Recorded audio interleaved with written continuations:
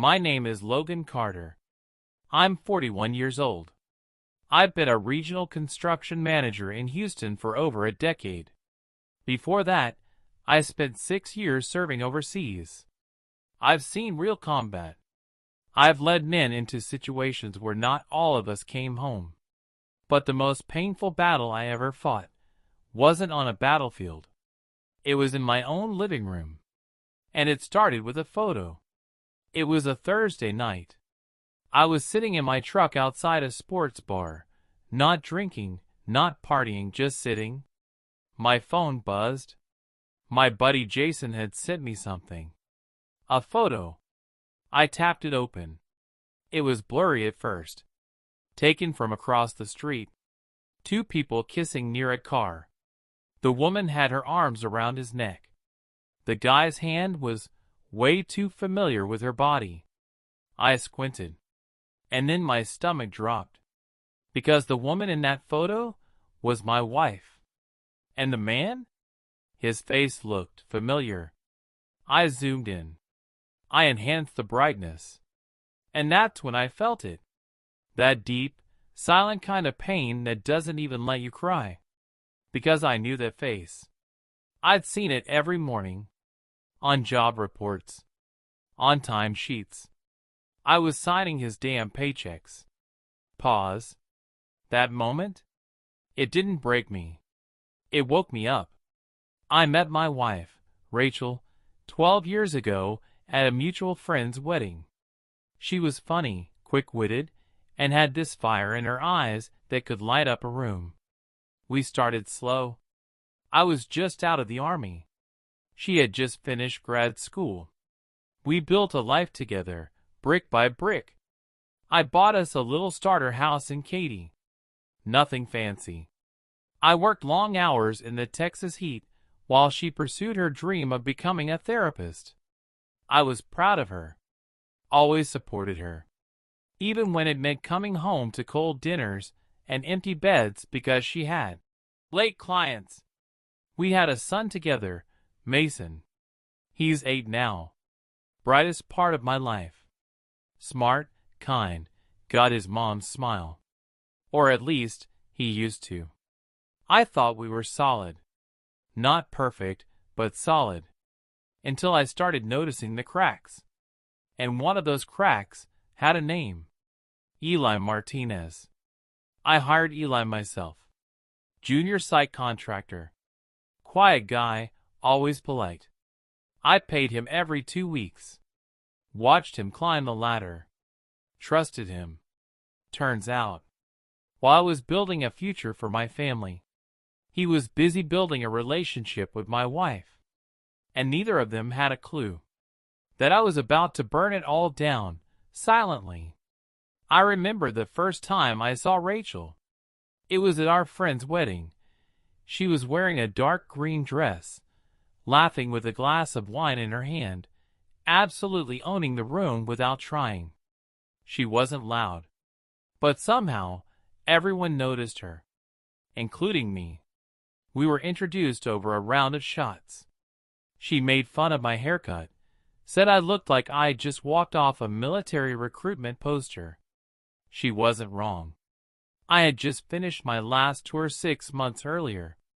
That night, we talked for hours about everything. Her love for old books. My nightmares from the war. She didn't flinch when I told her about the things I'd seen. She just nodded and said, "You ever want a home to come back to? I'm good at building those." That line stayed with me. We dated for 2 years. Moved in together after 8 months. I proposed in the middle of a thunderstorm on our porch. She said yes before I could even finish the question. Back then, I thought I had hit the damn jackpot. A woman who understood pain. Who saw strength in silence. Who said, every time I left for work, "Be safe, my hero." We didn't have much. I was working 14-hour shifts managing crews on high-rises. She was just getting her foot in the door with her license. But we made it work. Ramen dinners, second-hand couches, budgeting every dime. It was us against the world. At least, that's what I believed. A few years in, we had Mason. The day he was born, I cried harder than I did when I got my silver star. Holding him made everything make sense. He looked like her, same dimples, same dark eyes. And I swore to God I'd give him the life I never had growing up.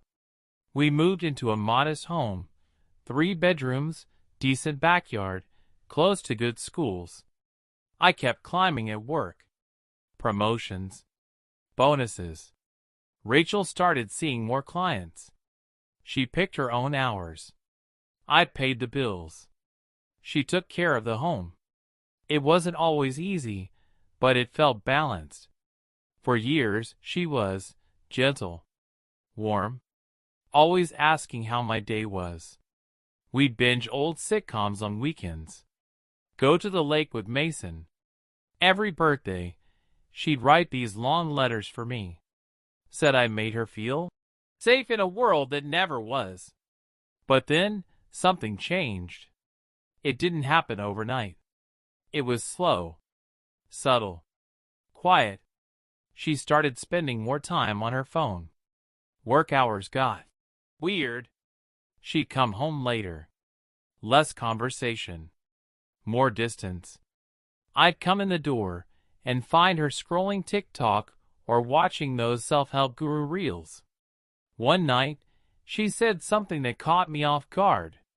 She looked me dead in the eyes and said, "Do you ever feel like you settled?" I said, "What do you mean?" She laughed it off. "Nothing. Just tired." But I never forgot that. Another time, I got home early from a site. She was on the phone, didn't hear me come in.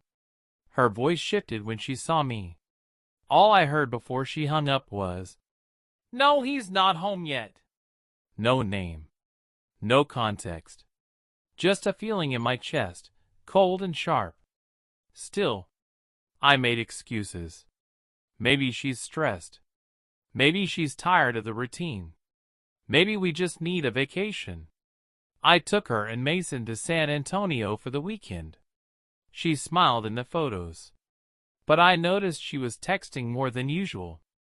Every time I looked at her, she turned the screen away, quick practiced. And then came the gym. She started waking up early to go work out. Got new clothes.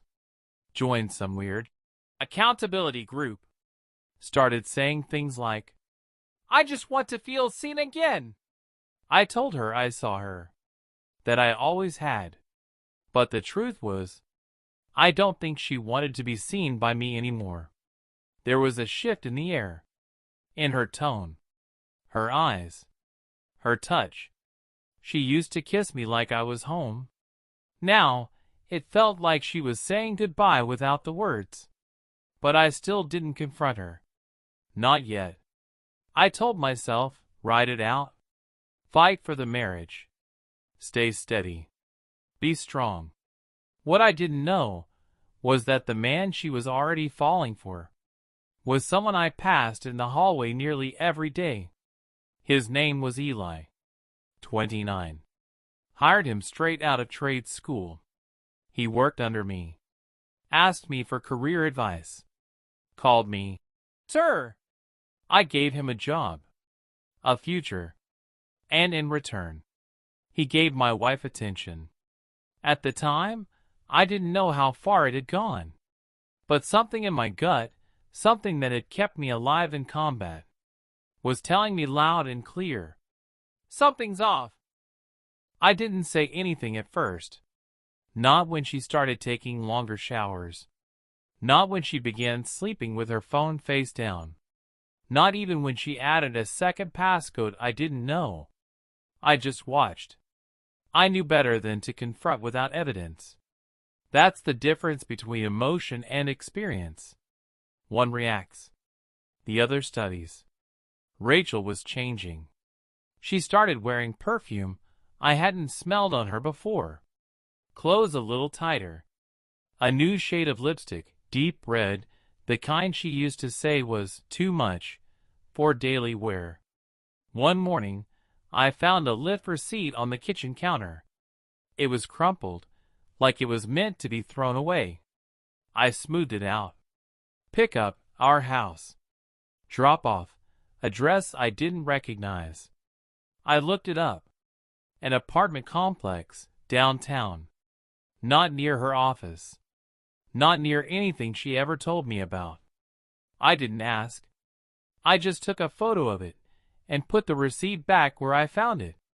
A few days later, she told me she had a study group. Said she might be back late. I nodded. Kissed her on the forehead. Watched her walk out the door like nothing was wrong. Like she wasn't lying through her teeth. I followed her. Not closely. Just enough to keep a tail. She took a right off the highway, skipped 2 exits, and pulled into that same downtown complex. I parked down the street. Watched from my truck. She didn't knock. She used a key. She stayed for 2 hours. When she came back out, she was laughing on the phone. With who? I already knew. But I wasn't ready to admit it out loud. Not yet. I waited. Over the next 2 weeks, I started paying more attention. Her schedule had holes. She'd tell me she was with her clients, but I called her office once. They said she hadn't taken any sessions that day. Her gym bag started smelling more like cologne than sweat. And one night, I caught a glimpse of her calendar. Under a coded note that said, "Session EM," was a little heart symbol. M.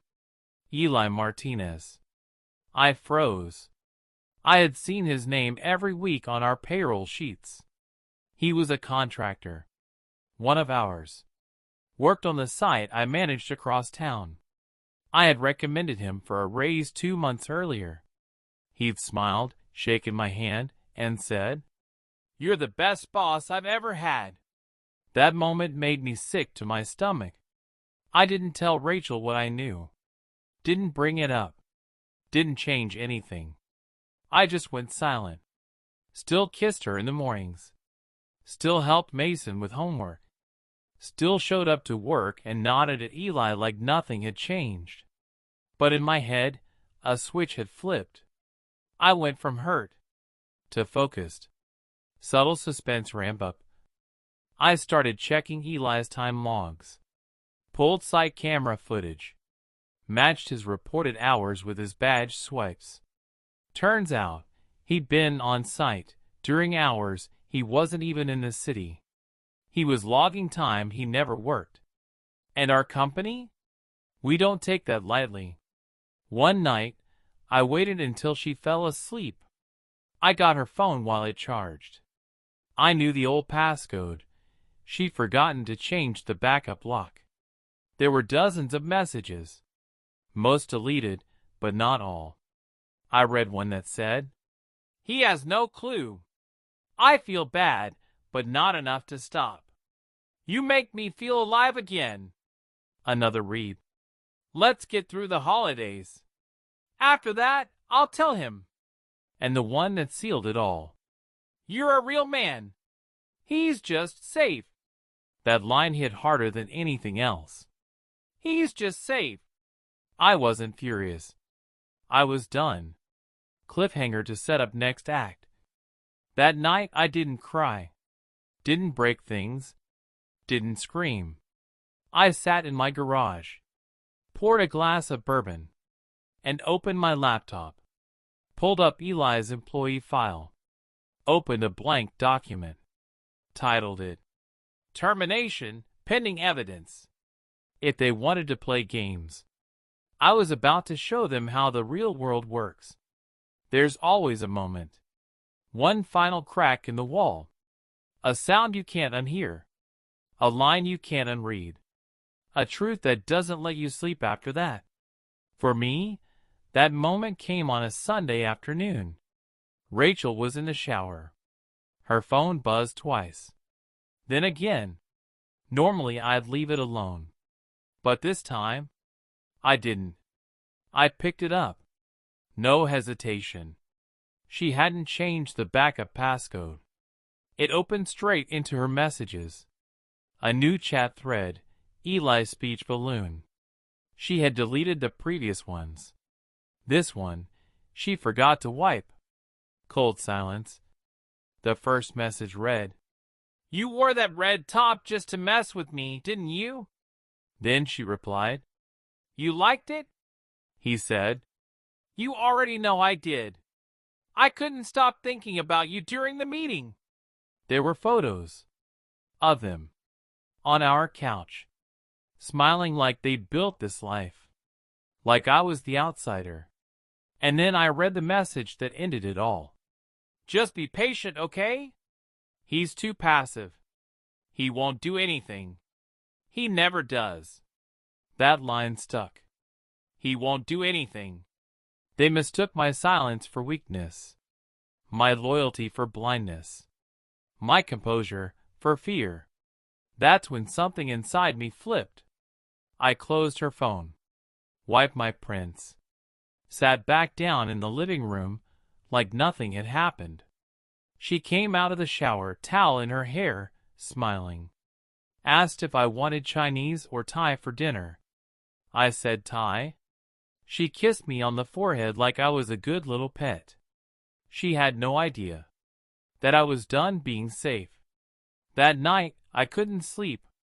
Not out of sadness, but because my brain was running like a machine. I laid in bed staring at the ceiling fan, planning the entire next month down to the hour. I knew what I had to do. And it started with 3 steps. Secure my son. Secure my assets. Burn their little fantasy to the ground. Legally, quietly, surgically. I woke up at 5 a.m. Made coffee. Went down to the garage and pulled out the old army laptop I hadn't used in years. I created a folder called War. Inside it, screenshots of their messages. Photos from the PI I had hired last week. I'd had suspicions long before she knew. HR violations I'd already logged for Eli. My marriage certificate. Custody laws in Texas. By 6:30 a.m. I had enough evidence to destroy both their reputations and futures without saying a word to either of them. Rachel still thought I was clueless. She kept her same patterns, same routines. She was even bolder now. Once, she came home at 11 p.m. and told me she lost track of time at the gym.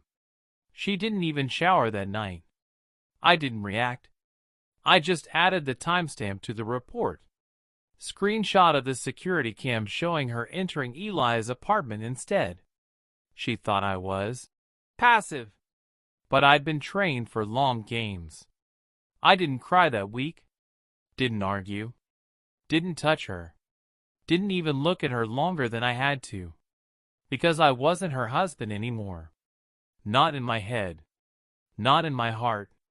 Not in the eyes of the law. Not for long. She thought she could break me in silence.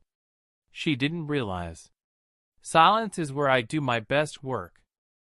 I stopped reacting, because I had already started planning. That's something they never teach you in therapy. How to rebuild your mind into a weapon after someone you love turns into someone you fear. My silence wasn't confusion. It was structure. I woke up each day with purpose now, not pain. I ate quietly, worked longer hours, and every night after putting Mason to bed, I worked in my war folder. Every piece of evidence had its place, labeled, timestamped, backed up to multiple drives, printed and sealed in legal envelopes. First priority, Mason.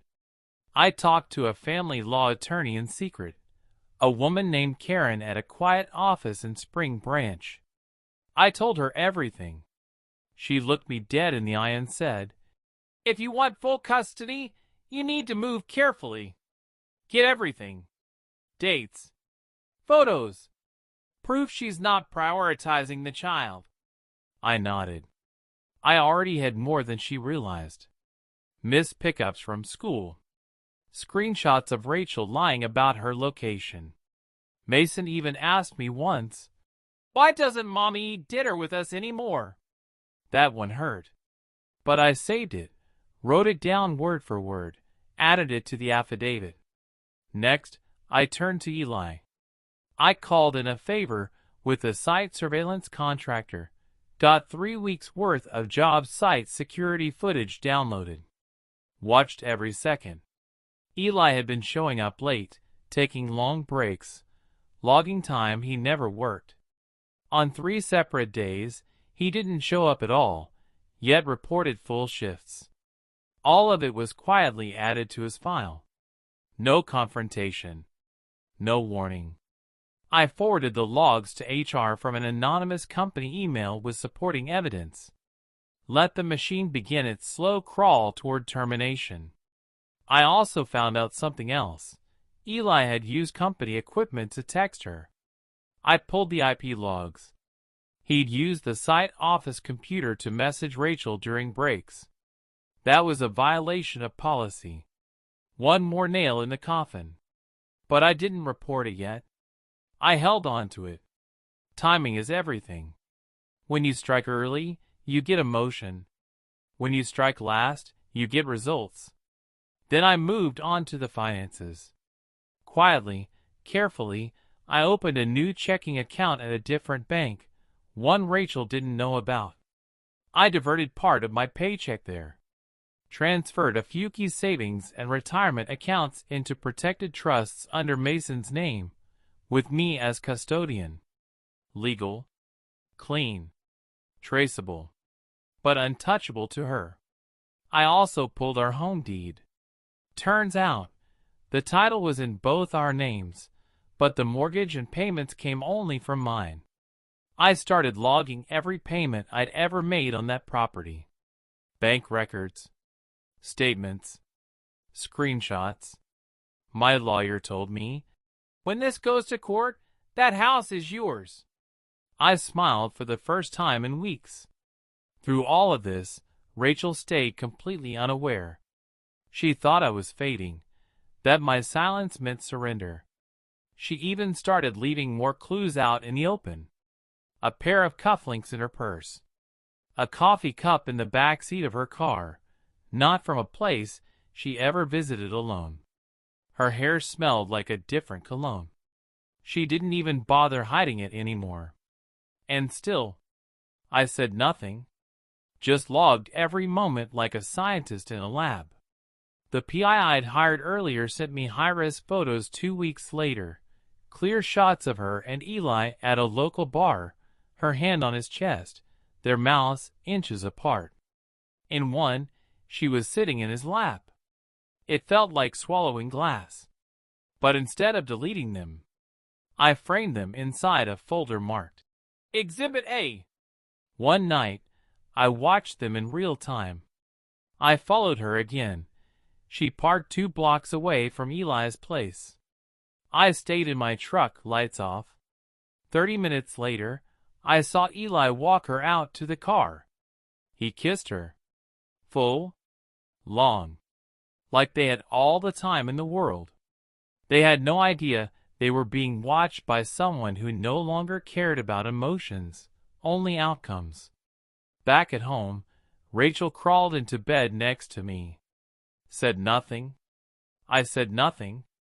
She rolled over, fell asleep.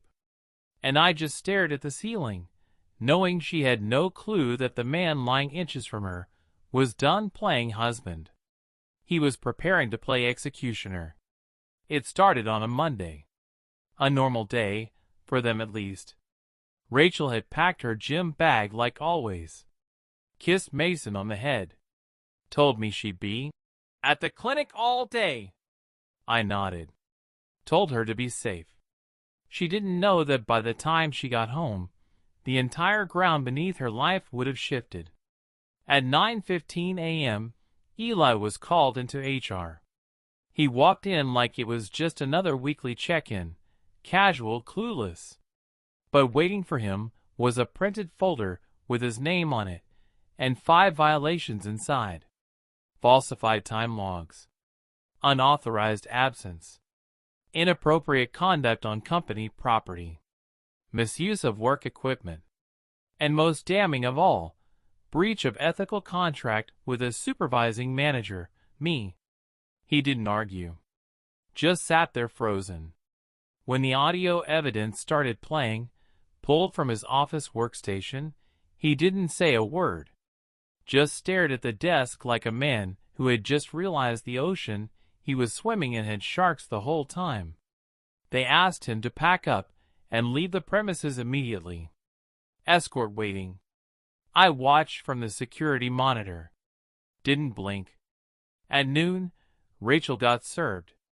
Right in the middle of her so-called private session, a legal courier knocked, said her name, and handed her a sealed envelope. Inside was a divorce petition, 50 pages thick. Every message, every date, every lie, photos, statements, timelines, asset declarations, child custody application.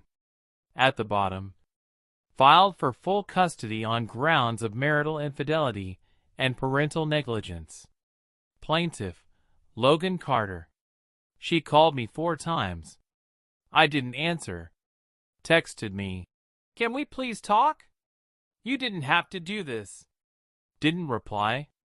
She drove home early, stormed through the front door like it was still her house.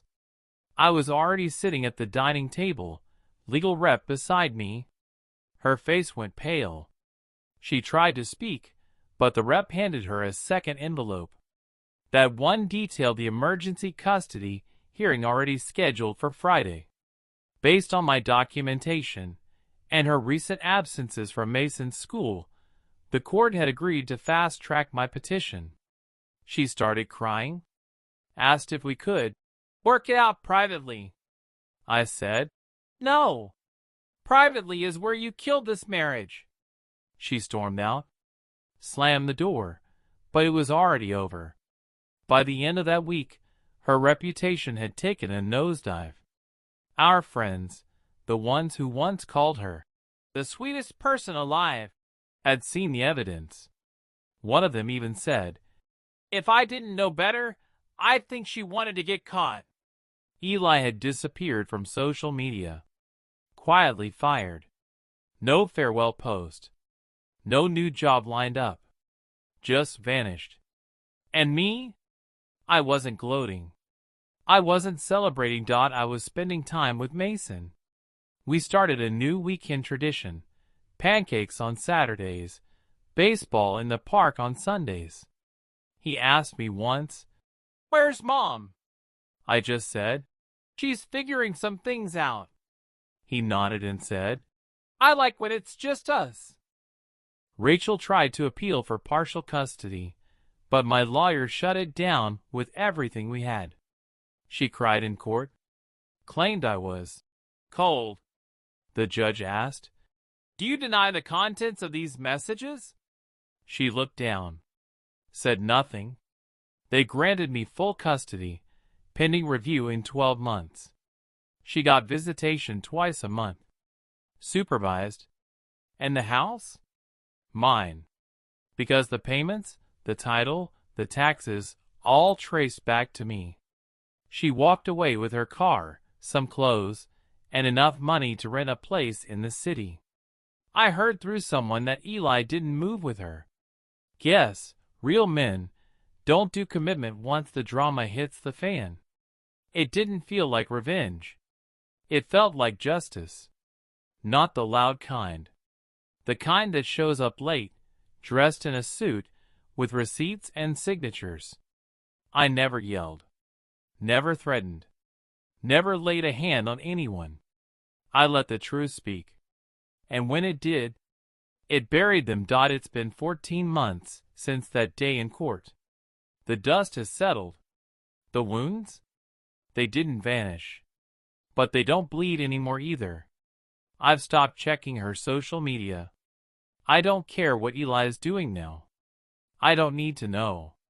What I do know is that peace feels heavy when you first carry it. It's quiet, still, almost awkward after the chaos. But I've learned to live in it. These days, my life is smaller, and better for it. I make breakfast for Mason every morning, drive him to school, pick him up on time. We talk more, laugh louder, cry together when it hurts. I tell him the truth, not the adult kind full of bitterness, but the honest kind, shaped for a child's heart. He knows that love sometimes breaks, but he also knows that real love shows up, even when it's been shattered. I still work construction, still wear boots every day, but I downsized, moved to a smaller division, took a pay cut for more time with my boy.